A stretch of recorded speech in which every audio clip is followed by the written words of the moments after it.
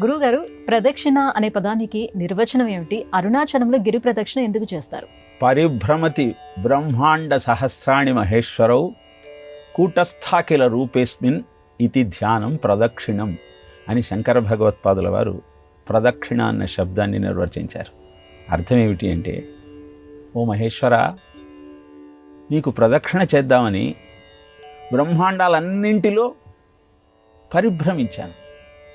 కానీ అంతటా నీవే నిండి నిబిడీకృతమైన నేపథ్యంలో స్థాణవే నమః అని నిన్ను కీర్తిస్తున్నటువంటి ఈ సమయంలో నీకు ప్రదక్షిణ చేయటం ఎలా సాధ్యమవుతుంది?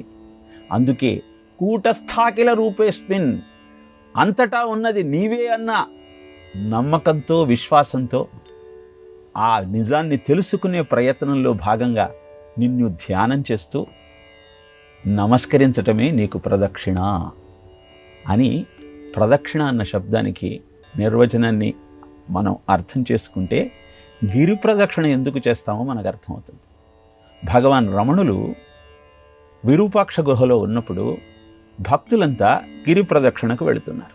సుందరయ్యర్ అనే భక్తుడు తటపటాయిస్తున్న సమయంలో రమణులు ప్రశ్నించారు, మీరు వెళ్ళటం లేదా అని.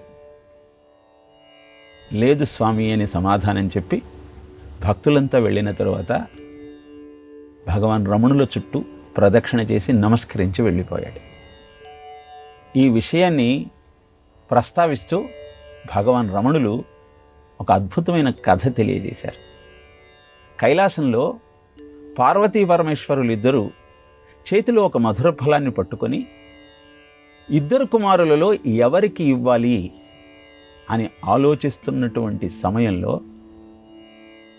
కుమారస్వామిని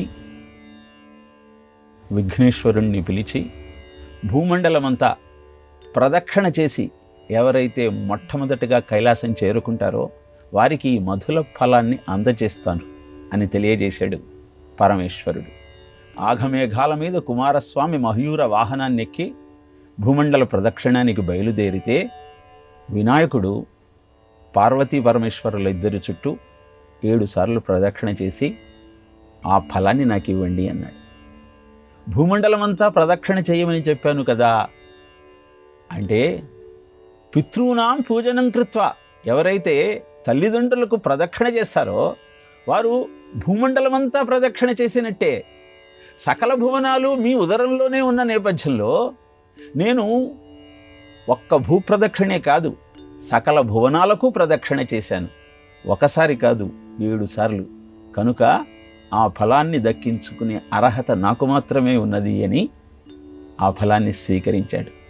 తిరిగి వచ్చిన కుమారస్వామి విషయం తెలుసుకొని తన అవివేకానికి చింతించాడు. ఈ కథ భగవాన్ రమణులు భక్తులందరికీ తెలియజేస్తూ, ఇక్కడ ఉన్నటువంటి ఈ అరుణాచలము సాక్షాత్తు శివస్వరూపము.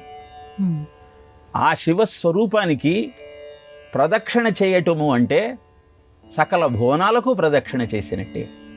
అందుకే కారులోనూ గుర్రం మీదో కాకుండా స్వయంగా నడుస్తూ ప్రదక్షిణ చేసే ప్రయత్నం చెయ్యండి, ఆ మహాదేవుని యొక్క కృపకు పాత్రులు కండి అంటూ తనను దర్శించటానికి వచ్చిన ప్రతి భక్తుడికి తెలియజేసేవారు. గిరి ప్రదక్షిణ యొక్క మాహాత్మ్యము అంతటి విశేషమైనది.